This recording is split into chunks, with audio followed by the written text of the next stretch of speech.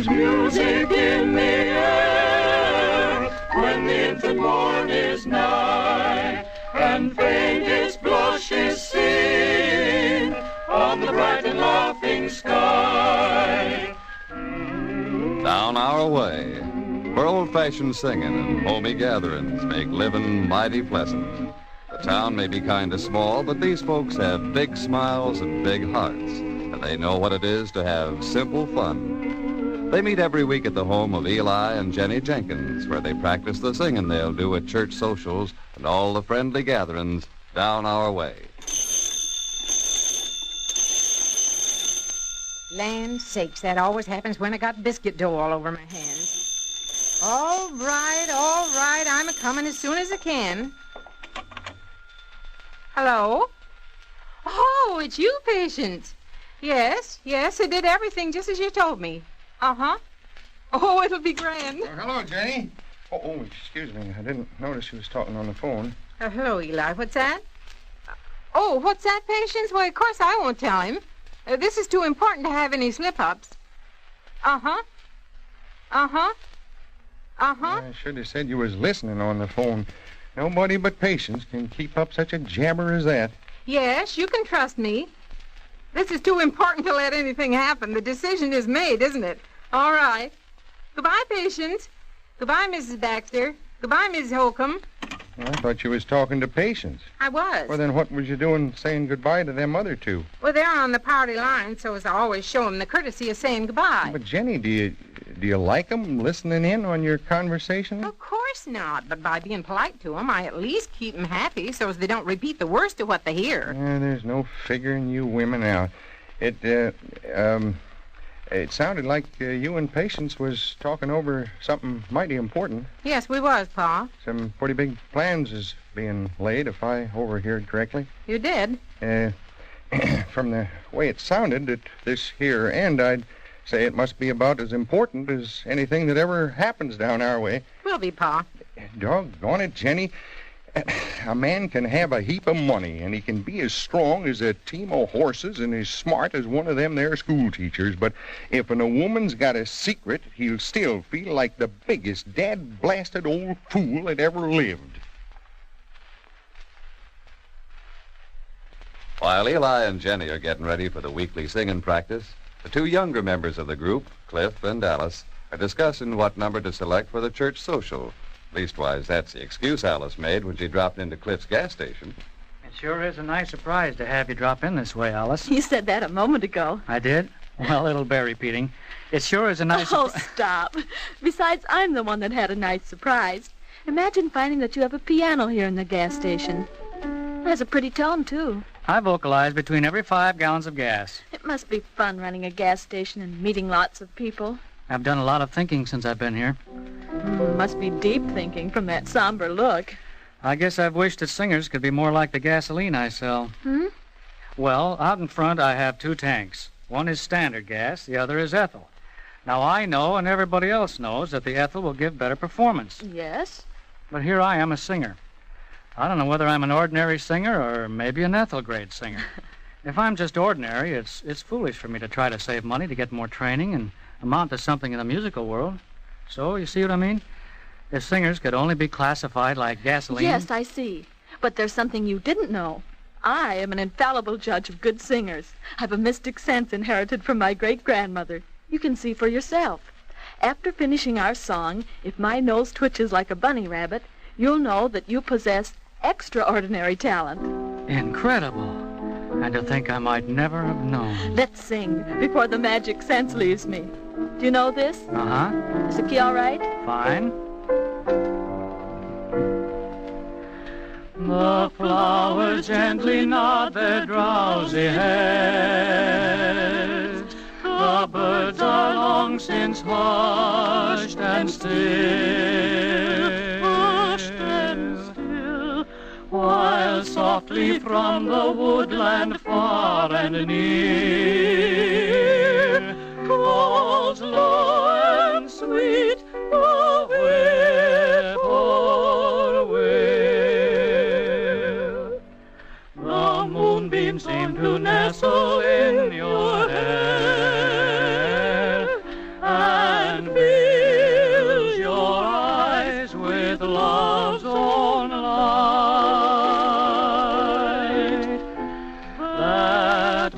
reflect the vain regret I know. The hour has come to say good night. Good night, beloved, good night. May angels guard your rest until the little birds at dawn shall sing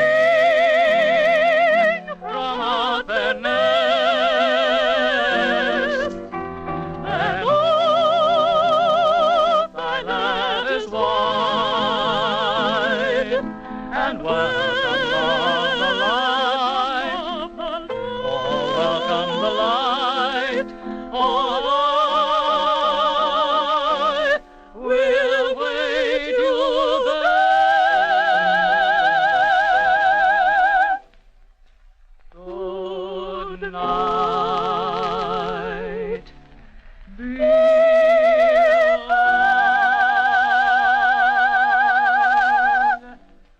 Good night.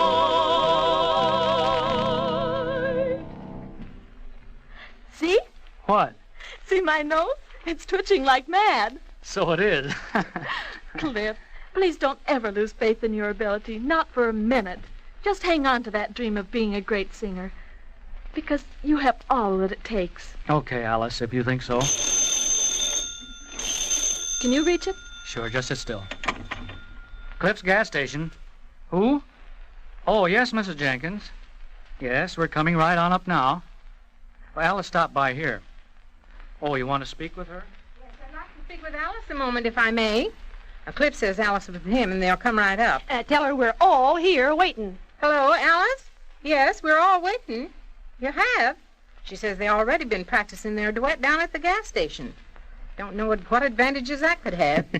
I bet I can guess. Oh, Eli. What was that, Alice? Yes?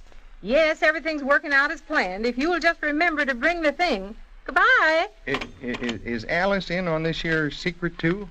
I don't know what in tarnation's going on here. Would you like some of my powders for your blood pressure, Eli? Oh, ain't you satisfied to take 'em yourself, Ben? Always trying to get me to swallow the stuff, too. Can't you two just sit for a minute without arguing? Cliff and Alice will be here in a jiffy, and then we can start. Yeah, there was only a block away. I don't know why you insist on using the telephone for just a block. I could have stuck my head out the window and yelled at him. I wouldn't be leaning out of any windows if I was you, Eli. Huh? 'Cause your birth sign is Taurus, and for the next 3 days, Mercury is in square aspect with Pluto. These is mighty dangerous days for you. No, I can find enough things to be scared of here on Earth, Patience, without looking to the stars for more. Can you let him in, Jenny? Good evening, Mrs. Jenkins. Hello, you two. Come right in. Have we kept you waiting? You don't think I'm a-setting here just to be in the company of old Eli, do you? Alice, did you do what Jenny asked you to? Yes, I brought the thing. I'll be concerned if I'm going to listen to any more of that secret talk. Let's get to singing. All right, everybody. Gather around while I get settled here. The first thing we better do is to pick out a song for the Grange meeting. That's a pretty one we used to sing, Jenny. That something about cotton blossoms. Oh, this one? Yeah, that's the one. But you have to put it down a notch or two. We ain't all sopranos. Yeah, that's all right. All right, everybody. I was going home again and was waiting for my train in a quaint old railway station way out west. All the world was bright to me, for I knew I soon would see dear old mother and the girl I loved the best. I could see the rustic gate where I swung with sweetheart Kate, and my old plantation home that stood below. May the soft moon gently shine on your sweet face, mother mine. In the home down where the cotton blossoms grow. Picture tonight a field of snowy white. Hear a darky singing soft and low. I long there to be where someone waits for me. Down where the cotton blossoms grow. Picture tonight a field of snowy white.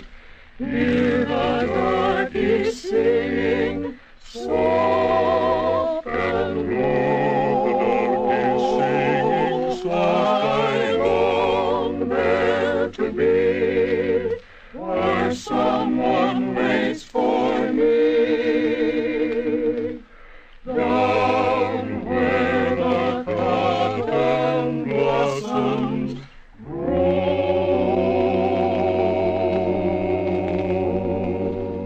You know, that there Southern song about blossoms reminds me of a poem I once writ. Would you all like to hear it? We all don't never have much of a chance in the matter. Why, Ben, of course we'd like to hear it, Patience. Well, if you just insist. No, we don't. No, we don't. Orange blossoms are a pretty sight a-growing on a tree. I'd rather wear 'em on my head, a blushing bride to be. Oh, that was right clever. Don't you think so, Ben? You should do some professional writing with that talent for poetry. Should do some. Why, I've had my writing published in the Weekly Gazette and the Mill Grove Bulletin, and I won the Poetry Award at the county fair back in '34. So you ain't talking to no amateur. I'm sorry. I didn't know. You got to remember Alice is new here. She don't know about your fame and reputation like we do. Suppose not. Don't you think it's time we got started getting ready for, well, you know what? Yes, I think so. Let's get off in the kitchen where we can talk without everybody overhearing. We still got to be careful, though. These walls is paper thin. Will you excuse us, boys? Now go on in the other room. Nobody's interested in your old secret, are we, boys? Shucks, no. Yeah. Now that we's alone, I'll tell you my plan. I'll just call you Captain Patience and you Lieutenant Alice. Right, General. As you know, the overall plan involves the captain here capturing Objective X, which objective has offered stiff and continuous resistance. Correct. So this is D-Day for another attack. Only this time we got strategy on our side. We also got what amounts to a secret weapon, otherwise known as the Thing, which the lieutenant here has brung along. Right, General. But I had to leave it out on the porch. Hadn't you better instructor be bringing it in at a given signal? Now, Captain, I'm in charge of this operation. I'm responsible for its carrying out, so I'll be giving the orders. Well, you needn't court-martial me just 'cause I make a suggestion. Let's synchronize our watches. It's exactly 11 minutes to 9. Check. At H hour, I'll be leading the initial attack. Have you got the matches handy? You'll have to work fast once it's lighted. Got 'em right here in my apron pocket. Now, at the same time, Lieutenant, you'll have to be getting the Thing ready for the second assault. And if the captain here can't capture the objective after all that softening up, she ain't made of the stuff I think she is. Don't you worry about me none. After them 2 barrages plus the element of surprise, I'll take the objective and put in style. Can you hear any more, Eli? Now they just keep talking about guns and cannons and stuff. I wish this here keyhole was just a mite bigger, and I'd have a better view of what they're doing. I read once about some gals called the Amazons. Oh. Yeah, they went off and did all the fighting while their men folks stayed at home and ate bananas. Oh. Are you sure you heard right, Mr. Jenkins? They must be kidding. I ain't never seen more serious looks on 3 female faces. This ain't no joke, son. Whoa, there they come. Hey, get back to your seats. Here, Eli, let me help you up. Oh. You ought to know better than to squat down that way with your rheumatism. Oh, I was just... I know. Oh, Jenny. Come on. Now, since you gents undoubtedly heard most of what was said, we might as well sit here friendly-like till H hour, right, Captain? Right, General. Right, Cliff? Yes, General. Yes, Mrs. Jenkins. How about practicing that solo of yours while we're waiting? May as well make use of the time, what little there is left. Rose of Trolley,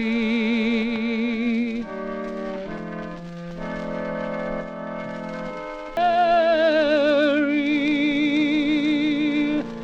the rose of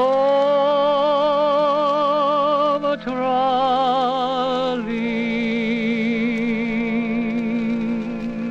Gee, that was fine, Cliff. That was about the nicest I ever heard him sing, wasn't it, folks? It really was. It reminds me of the way my pa used to sing. Yeah, he did Jenny. used to sing that way. Yes, General. Huh? Oh, land sakes, the time. All right, Captain and Lieutenant, you know your duty. Geronimo. How did he get in here? Here's the first step. Hey, who turned out the lights? Hey, what's going on here? All this tomfoolery? Be ready to capture the objective, patients. The barrage is ready to be loosened, and here it comes. Well, it's a birthday cake with all the candles burning. It's whose birthday? Well, if you'd just listened to what Alice is singing, you'd hear that it's for Ben. Happy birthday to you. Why you surprised, Ben? Yeah, you all right. So this is what all the mystery is about. I didn't know it was your birthday, Ben. So Ben's the objective, eh? That Patience is going to try to capture? Yes, and right here is the thing. Ben's birthday gift. Well, hurry up, Ben. Open it up. No. He has to blow out the candles first. They're burning too low. Now make a wish, Ben, and blow hard so you'll get them all at the first try. Can I make a wish, too? Same old wish I've been a-wishing. Here goes. He made it. Yes, sir, he made it all right. Hey, you got a lot of wind, didn't you? Hey, can you reach the lights, Jenny? There we are. All right, Ben. Now you can open your gift. Look at old Ben just standing there. He hasn't said a word. Come on, get a move on and unwrap it, you old rascal. Gee, Horseford, a cake and a present, too. I ain't had nothing like this since the year of the flood. And with a pretty blue ribbon round it, too. Careful now. Careful, don't drop it. Would you look at this? Why, it's just what I always wanted. It's something Patience picked out for you, Ben. It's, it's mighty fancy. You like it, Ben? With all them and, oh, mine, it has such I don't know how I ever got along without it. We thought you'd like it, Ben. Like it? Jumping Jehoshaphat, I'm plumb crazy about it. The only thing is, I can't figure out what it is. I didn't think you did. That's old Ben for you. He's got to study it for a while before he... After all the trouble I went to get it for you, and here you don't even know what it is. She really did go to pains getting this, Ben. Ordered it from New York and then had to have it sent to her carrier general delivery over at Shelby Junction. So you wouldn't know about it. That's the dag-blasted trouble with having you as postmaster, Ben. Nobody makes a move in this here town without you knowing about it. Well, all I can say is you surely kept the secret well. We men didn't know a thing about any of it. You know, that was mighty considerate of you, keeping it all a secret up to this point, but concern it, does it have to keep on being a secret? Can't you even tell me what it got? You tell him, Patience. You did the selecting. Well, I started looking for something for a man way back last month. And I don't mind telling you, it sure gave me a little tingle looking at all them men's things. And you finally found this advertised in that man's magazine, didn't you, Patience? Yeah, I bought an issue just for the purpose of finding something. You understand. Are you trying to infer that you didn't look at the cartoons in the magazine? Eli. A shop called Bachelor's Paradise on Fifth Avenue advertised this here contraption. And I knowed it was for you, Ben, the minute I read about it. Well, tell him what the ad said, Patience. Now listen, every bachelor, to this good news for you about a gadget you should have to please you through and through. Oh, say, that's wait good. a minute. The name it's called by is Batch Cooker. 'Twill prove without a doubt to be one thing that bachelors can't afford to be without. Well, I've been I living... ain't through yet. Oh, pardon. You'll find it cooks your breakfast in 3 minutes to the dot. Your coffee, toast, and eggs come out both good and piping hot. This is what really sold her on it, Ben. But best of all, if later on to wed you should decide, 'twill be an asset that is sure to help you win a bride. Hey, that's really something, isn't it? Yeah, if I'd have had one of them there things, I could have stayed a bachelor, too. Well, it don't darn socks. Gee, Horseford, what a contraption. And to think that you went to all that there trouble to get it for me. I love doing it, Ben. 'Twarn't no trouble. And here, just tonight, I was a-saying ungrateful things to you about your poetry. I guess I really didn't mean 'em, though. You didn't? Shucks, no. I think the objective is about to be captured. I think you're right, General. Would you kind of like it if I walked you home, Patience? Just 'cause you went to so much trouble account of my birthday. Oh, Ben. All right, let's get through with the practicing first, and then you can take just as long as you want, walking home in the moonlight. There's a moon tonight? Oh, darn it. Now what have I got myself into? I'll make some coffee while you're finishing practicing, and then we can have coffee and birthday cake before we leaves here. Gather around now, folks, and we'll practice on the hymn for next Sunday's services. Yeah, it's 541 now. Have you all got it? I get mine. Yeah, all right. You take the solo part on the second verse, Alice. All right. Everybody. Be not dismayed, whatever betide, God will take care of you. Beneath his wings of love abide, God will take care of you. God will take care of you through every day or all the way. He will take care of you. God will take care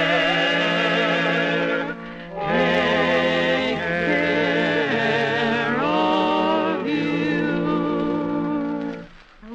Days of toil when heart doth fail, God will take care of you. When dangers fierce your path assail, God will take care of you. Everybody. God will take care of you through every day or all the way. He will take care of you. God will take care